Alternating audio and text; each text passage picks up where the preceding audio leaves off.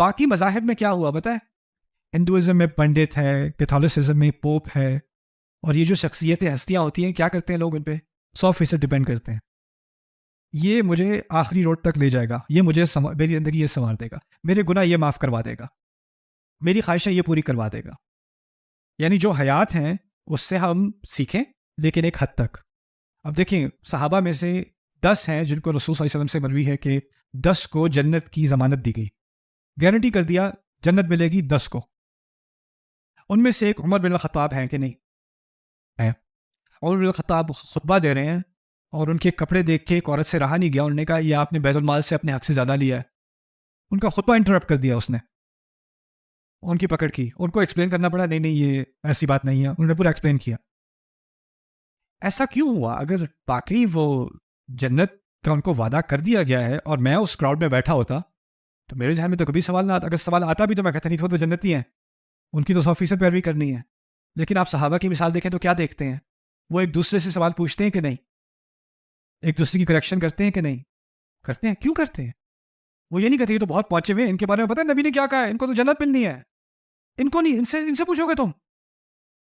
صراط الذین انعمت علیہم میں جن لوگوں کی مثال بالکل پرفیکٹ ہے نا، جس میں کوئی خلل نہیں ہے، اور جو پہنچ گئے گریجویٹ ہو گئے اس رستے سے، وہ لوگ سب ماضی میں ہیں، وہ سب ماضی میں ہیں. ان کی مثال ہم نے لینی ہے، اور ان میں اور باقیوں میں ایک فرق ہونا چاہیے. ہوتا یہ ہے کیونکہ ہم نے اثرات لیے ہیں اور مذاہب سے، مسلمانوں نے صدیوں میں ہم نے اور مذاہب سے اثرات لیے، اور اس میں سے ایک اثر ہم نے یہ بھی لیا کہ ہم نے یہ عقیدت مندی شروع کر دی کہ ہماری زندگی میں بھی کچھ ایسے لوگ ہیں جو اللہ تعالیٰ کے ایسے پہنچے ہوئے بندے ہیں، ایسے اولیاء ہیں اللہ تعالیٰ کے کہ بس اگر ان کے ساتھ میری صحبت ہو جائے نا تو بس جنت ہی جنت ہے. اور یعنی ان کا ایک خاص مقام ہے، وہ اس مقام پر وہ ہدایت کے اس راستے پر ان کی گارنٹی ہو چکی ہے. اب یہ گارنٹیڈ شخص ہمارے محلے میں رہتا ہے تو میں نے اگر ان کا ہاتھ پکڑ کے میں ذرا چوم لوں اور پھر ان کے دستے مبارک سے میں پانی پی لوں یا تو پھر میری بھی مغفرت ہو جائے گی. اور یہ الحمدللہ پاکستان میں نہیں ہوتا، یہ اور جگہوں کی بات کر رہا ہوں میں.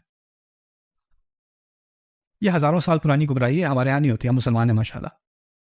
یہی چیز اسلام تباہ و برباد کرنے آیا تھا.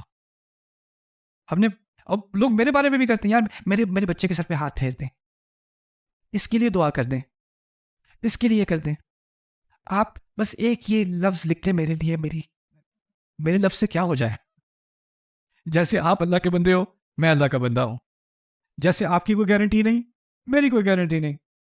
یہ مائک میرے اوپر لگا ہوا ہے، اس سے میرا کوئی رتبہ نہیں بڑھ جاتا. اللہ کو معلوم ہے کس کا مقام اونچا ہے کس کا مقام نیچے ہے. یہ تو میرے رب کو معلوم ہے، مجھے اس کا کوئی علم نہیں، آپ کو اس کا کوئی علم نہیں.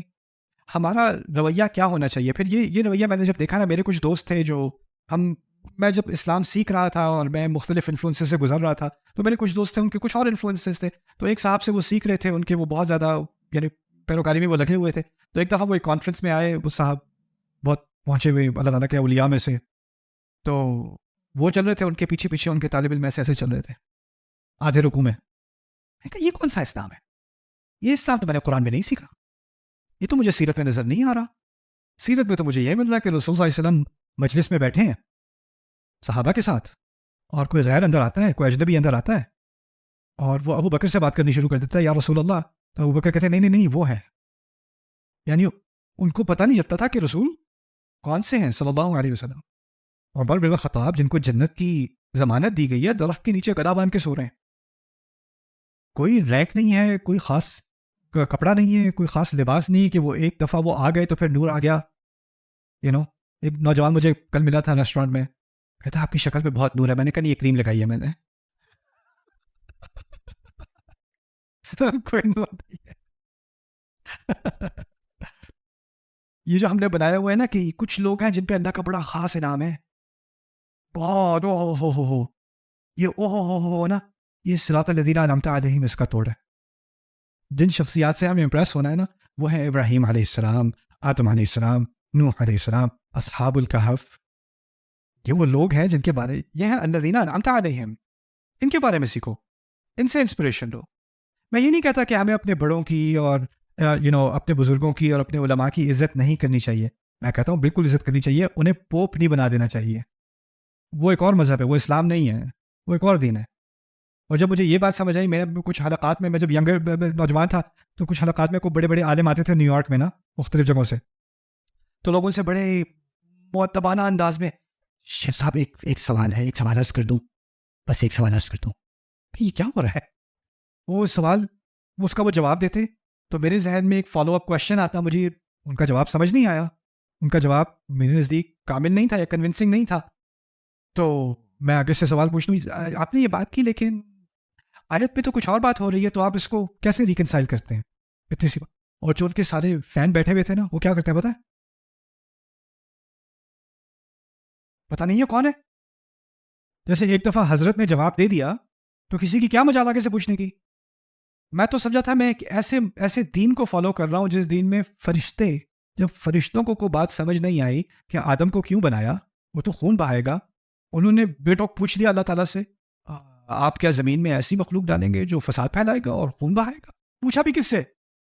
اللہ سے. اور اللہ نے نہیں کہا تم کس سے پوچھ رہے ہو، تمہاری یہ مجال، ایسا کچھ بھی نہیں. کیوں؟ کیونکہ جن لوگوں کا راستہ بغیر پوچھے، بغیر کرٹیسائز کیے فالو کرنا ہے اور آنکھیں بند کر کے فالو کرنا ہے، وہ کہاں ہے؟ وہ ماضی میں ہے. وہ ماضی میں ذات الذین انعمت علیہم، وہ پیچھے ہیں، وہ ابھی نہیں ہیں. ابھی ہم ایک دوسرے سے سیکھ سکتے ہیں، لیکن ہم میں سے کوئی راستے کی انتہا تک نہیں پہنچا، تو ہم ایک دوسرے سے، میں آپ کے فائدے کے لیے، آپ میرے فائدے کے لیے. اور یہ جب میرے اندر یہ رویہ آ گیا نا، اس کو کچھ لوگ بدتمیزی کہتے ہیں، میرے نزدیک یہ علم کا راستہ ہے، علم کا سفر ہے، اور ہدایت کا سفر. اللہ تعالیٰ نے میری پاپولیرٹی کی وجہ سے میرے لیے بڑے عجیب دروازے کھولے، اور دنیا کے بہت سارے علماء جو ہیں ان سے میری ایکسیس ہوئی، ان سے بات کرنے کا موقع ہوا. تو میں بات کرنے سے پہلے ہی میں کہہ دیتا ہوں، سر میں یہ ریکارڈنگ تو نہیں کر رہا نا، یہ ویڈیو پہ ڈالنا چاہ رہا ہوں، میں اپنے فہم کے لیے میں آپ سے بات کرنا چاہ رہا ہوں. تو جو ذہن میں سوال آئے گا میں پوچھوں گا، بدتمیزی لگے گی شاید آپ کو، لیکن میں پھر بھی کروں گا سوال. کرنے کا یہی پسند ہے مجھے، اور پھر میں کرتا ہوں. وہ بات کہتے ہیں، پھر میں کہتا ہوں آپ کی دل میں کوئی تو نہیں بنتی، اس لیے نہیں بنتی. پھر ہم ڈیبیٹ کرتے ہیں، پھر ان کو میری بات اچھی لگتی ہے، کوئی بات میری بری لگتی ہے، لیکن ہم ڈسکشن کرتے ہیں. ڈسکشن کرو گے نا تو آپ کے ذہن میں، آپ کی سوچ میں، آپ کے فہم میں اضافہ ہوگا.